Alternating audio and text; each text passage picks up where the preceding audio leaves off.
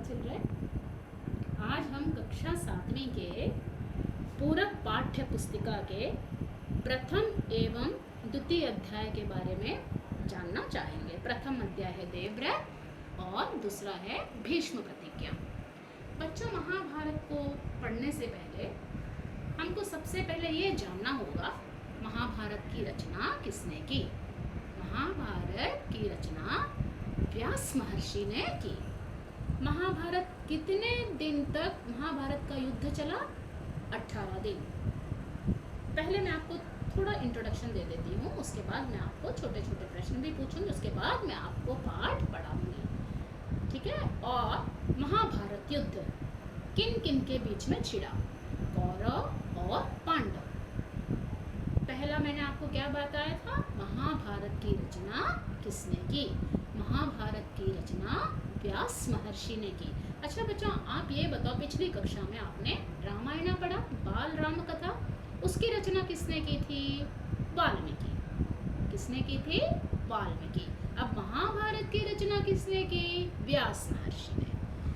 महाभारत का युद्ध कितने दिन तक हुआ? महाभारत का युद्ध 18 दिन। कितने दिन तक हुआ? 18 दिन तक हुआ। बच्चों बताओ, महाभारत का युद्ध कितने दिन तक हुआ? 18 दिन। महाभारत का युद्ध किन किन के बीच में हुआ? कौरव और पांडवों के बीच में हुआ। किन किन के बीच में हुआ?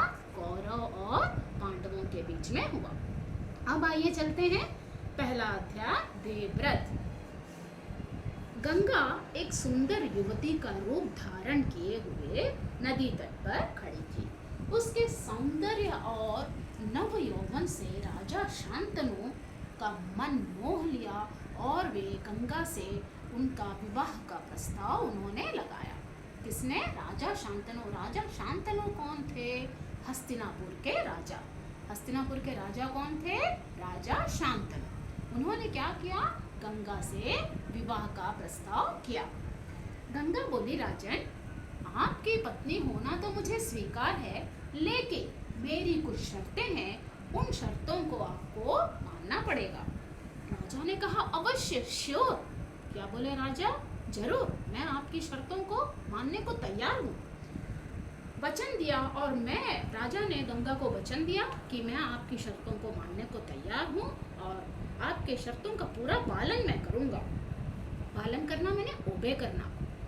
समय पाकर दोनों का विवाह हुआ। किस किस का?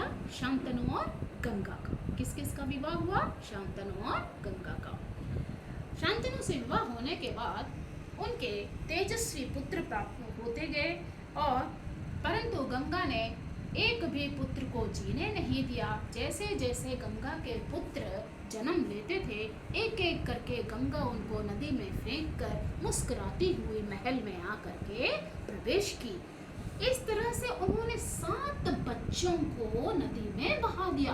गंगा कितने बच्चों को नदी में बहाई? 7 बच्चों को नदी में बहा दी। पर शांतनु, उनको बिल्कुल भी अच्छा नहीं लगता था। ये देखते हुए उनको बहुत दुख लगता था, लेकिन वे वचनबद्ध थे। वचनबद्ध मतलब वो गंगा से एक भी प्रश्न पूछ नहीं सकते थे, क्योंकि पहला शर्त क्या था गंगा से उनका? कि गंगा कुछ भी करेगी, राजा उसको प्रश्न नहीं करना। कुछ भी वो काम करे, चाहे वो सही हो चाहे वो गलत, राजा शांतनु उसको कभी भी नहीं पूछना चाहिए। इसीलिए राजा शांतनु चुपचाप रहते थे। कितने बच्चों को गंगा ने नदी में फेंका? 7 बच्चों को। जब 8वां बच्चा पैदा हुआ, उसको भी पहले ही जैसे बच्चों के जैसे नदी में फेंकने के लिए जा रही थी। इतने में राजा शांतनु से रहा नहीं गया और वे क्रोधित होते हुए बोले, गंगा, इस तरह का व्यवहार मुझे बिल्कुल अच्छा नहीं लग रहा है। क्या तुम एक एक बच्चे करके पूरे नदी में फेंकती जा रही हो? इतने में गंगा को भी बहुत गुस्सा आया। गंगा बोली, राजन, आपने मेरे से क्या वचन दिया था? तो राजन बोले, नहीं, देखो, इस प्रकार से तुम्हारा व्यवहार शोभा नहीं देता है। गंगा मन ही मन मुस्कुराई और क्रोधित होते हुए बोली, राजन, ठीक है, मैं इस बच्चे को थोड़े दिन में अपने पास रखूंगी और इसे पाल करके मैं आपको पुरस्कार के रूप में मैं आपको दे दूंगी, और आपको पुत्र से मतलब नहीं।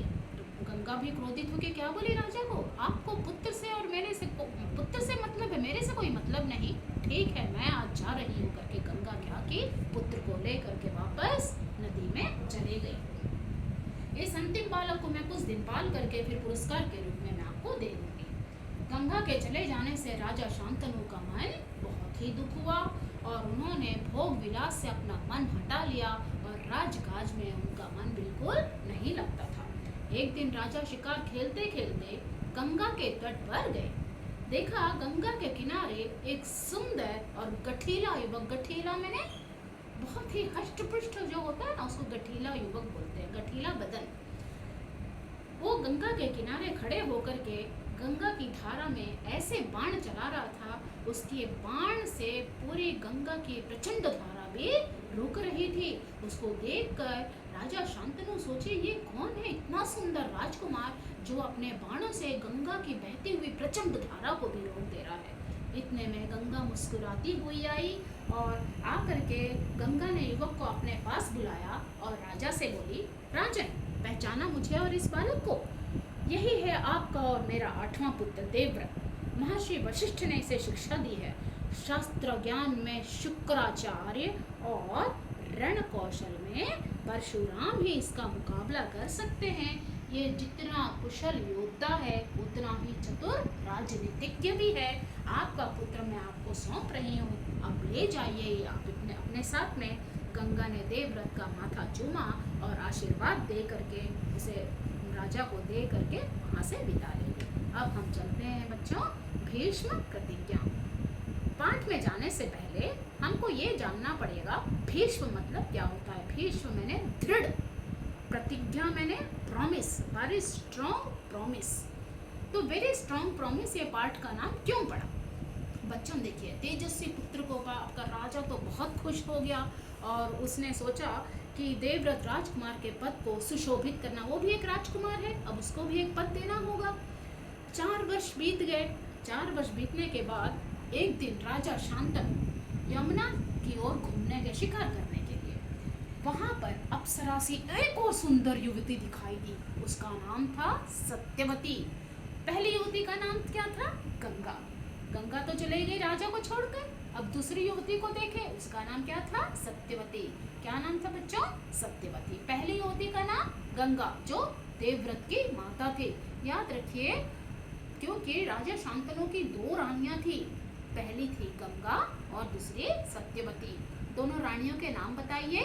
पहली गंगा और दूसरी सत्यवती। गंगा से कौन पैदा हुआ?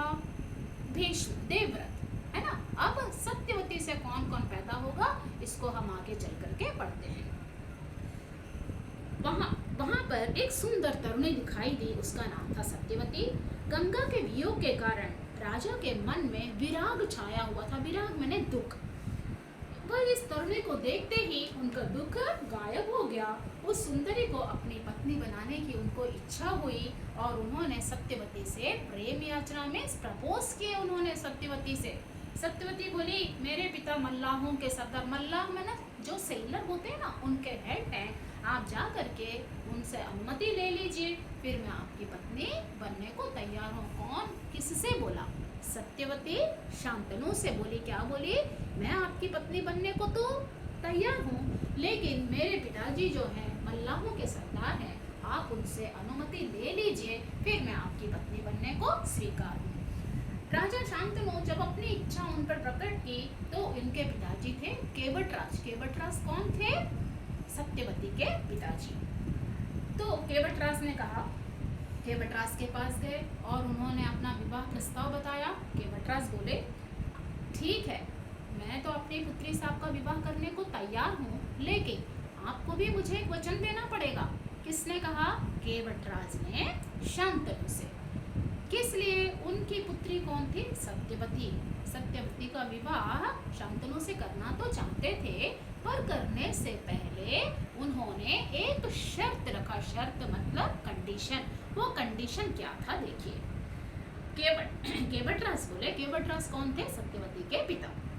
आपके बाद हस्तिनापुर के राज सिंहासन पर मेरी पुत्री से उत्पन्न बालक ही, पुत्र ही राज सिंहासन पर बैठेगा। अब ये बात शांतनु को पसंद आएगा? नहीं। क्यों? क्योंकि देवव्रत जो था वो उनका पुत्र, घर का बड़ा पुत्र था। हमेशा राजगद्दी पर कौन बैठता है? घर के बड़े पुत्र को ही अधिकार होता है। लेकिन जैसे ही केवटराज ने कहा कि मेरे पुत्री का बेटा ही राज सिंहासन पर बैठेगा, तो शांतनु का मन बहुत ही दुख हुआ और वे बड़े दुखी के साथ अपने महल की ओर वापस आ गए। पर चिंता उनके मन में कीड़े की तरह बहुत ही उनको चिंता सता रही थी। अरे मैं कैसे राजगद्दी पर उनके पुत्र को, एक तो उनका मन सत्यवती पर पड़ गया, उनसे विवाह करने की इच्छा, लेकिन केवटराज का कंडीशन क्या था कि उनका बेटा ही राजगद्दी पर बैठेगा। इसके लिए वो ना उधर जवाब दे पाए और ना ही सत्यवती पर से उनका मन हटा नहीं पाए। तब देवव्रत ने देखा उसके पिता के मन में कोई ना कोई व्यथा मैंने बाधा, कोई तकलीफ है। तो एक दिन उसने शांतनु से पूछा, पिताजी संसार की सारे सुख सुविधाएं पूरी होते हुए भी आप कुछ दिनों से क्यों इतना चिंतित दिखाई दे रहे हैं? जो आपको सभी प्राप्त है, कुछ दिनों से आप क्यों ऐसे चिंता में डूबे हुए हैं? आपको किस बात की चिंता है पिताजी? किसने पूछा? देवव्रत। किससे? अपने पिताजी शांतनु से।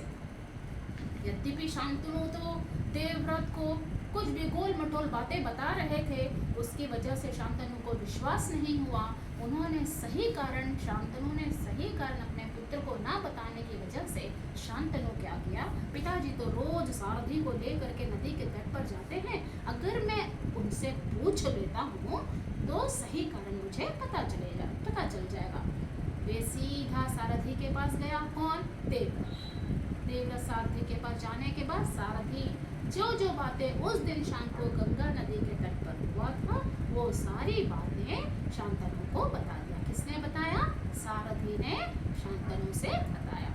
तब देवव्रत ने क्या किया, सीधा केवटराज के पास गया।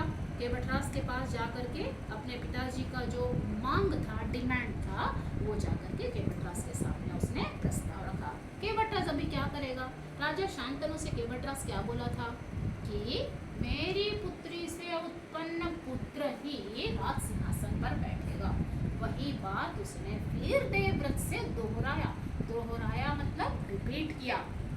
देवव्रत ने कहा, यदि तुम्हारी आपत्ति का कारण यही है तो मैं वचन देता हूँ। वचन देना मैंने आई प्रॉमिस, मैं राज्य का लोभ नहीं करूँगा। देखिए भीष्म कितना अच्छा, उसको राज्य से कोई भी लोभ नहीं।